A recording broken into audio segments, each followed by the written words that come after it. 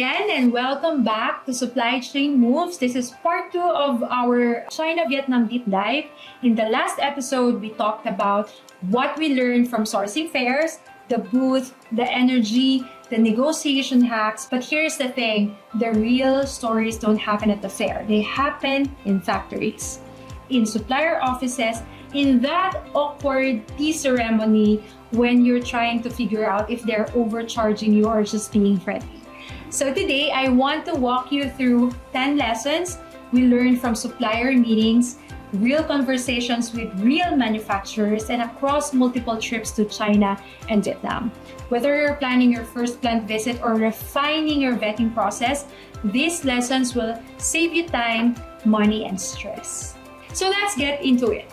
Lesson number 1, don't skip the factory visit ever.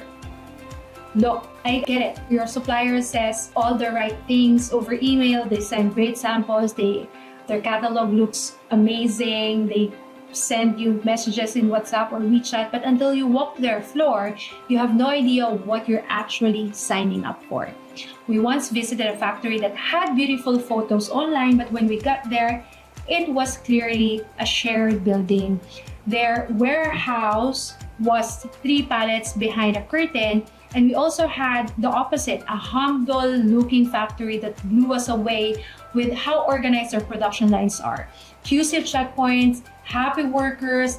The lesson is that visit always. Even if it delays your launch by a few weeks, it's worth it. Lesson number 2 is the cleanest factory are usually the most expensive. And here's the pattern we noticed. Factories that are spotless, air-conditioned, and highly automated tend to quote higher prices. Why? Because they're invested in skilled labor, clean working conditions, better raw materials, certification upkeep like BSCI, ISO, etc. That doesn't mean messy factories are bad, but it does mean you should align your expectations.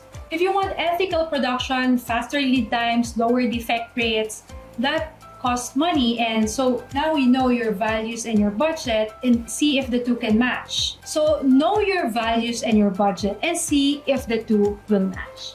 Lesson number 3, body language tells you more than the price sheet. There's a moment in every supplier meeting where they hesitate even just for a second before answering your pricing or timeline questions. Pay attention to that. You might learn it might mean that they're unsure about raw material cost fluctuations, or it might mean they're hiding that they outsource part of the process. They're calculating how much margin you don't know about. We've walked out of meetings feeling like that sounded okay, but the body language said we're not aligned. We don't need to be an expert in Mandarin or Vietnamese. You need to be good at reading the room. Lesson number 4, bring your own interpreter if you can, even if they offer one. Suppliers will often offer their own interpreter, but here's the thing, that interpreter works for them and sometimes they soften the truth. You say, why is this costing 3.8 when FOB should be 2.5? And the interpreter translates it as, she wants to understand pricing better.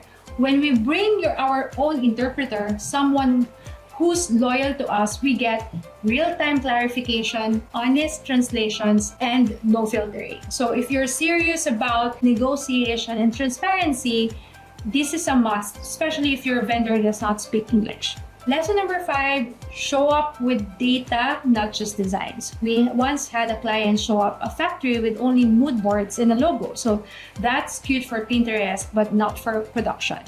Supplier wants to get and wants to know your BOM, bill of materials, cost targets, forecast, even estimates, launch timelines, and packaging plans. The more data you bring, the more serious they take you. And that's when they start lowering MOQs, improving lead times, or suggesting better materials. If you don't have data, you're just another maybe buyer. Bring your numbers, bring confidence.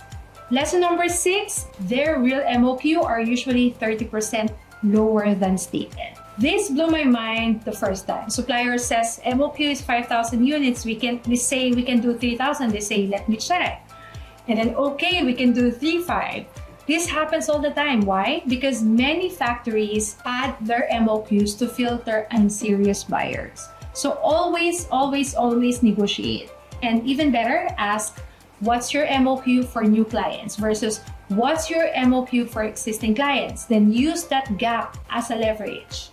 Lesson 7 is ask to meet the QC manager and not just the sales rep. And as a bonus, if they will provide, ask them to meet the R&D, other managers, the more the better. The sales rep is trained to say yes to everything. The QC manager, R&D, they'll tell you the real story.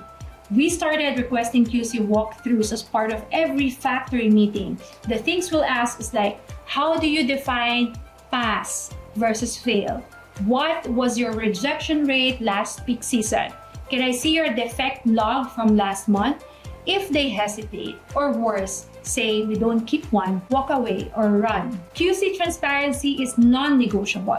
Lesson 8, always ask for their peak season strategy. They should have one. This question has saved us countless headaches. How do you prioritize production during peak season? If the answer is first come, first serve, you're in trouble. If the answer is we prioritize long-term clients with forecast, that's your opening. Peak season capacity is real, so you don't want to be the brand fighting for production line space in October. So ask these questions early, and if they don't have a strategy, keep walking. Lesson 9, every factory has a hidden hero product. You might go in wanting tote bags only to find out their real strength is insulated coolers. We once found a factory that pitched us silicone coasters, but while walking through their floor, we saw they were making premium yoga mats for huge brands. And wait, we said, why didn't you show us this? Their answer is we can only pitch it to serious buyers. So the lesson is to always ask, what product do you make the most money on? Or what SKUs are you best known for? What brands do you make for? Maybe you'll see some factories on your meat vendors that works for bigger brands. You'll find gold where you least expect it. Last but not the least, lesson 10, take the dinner even if you're tired. After a long day of meetings, the last thing you want is a 3-hour supplier dinner. But hear me out, take the dinner. We've had entire price reductions happen over hot pot. We've had suppliers offer private warehouse space during karaoke, and we've built 5 years relationship because we said yes to just one drink. In Asia, business is personal, especially in China. If they trust you, they go further for you. So don't just be the buyer in a rush. Be a partner who shows up. You'll feel the difference when it's time to negotiate. So there you have it, 10 lessons from real supplier meetings in China and Vietnam. And guess what? We're going back to meet new factories, audit old ones, and help brands like yours build better supply chains. And if you're joining us or thinking about planning your own trip, stay tuned for part 3 where I'll cover the before, during, and after checklist for our sourcing trip, what to pack, what to prep with your team, and how to maximize ROI from every factory visit.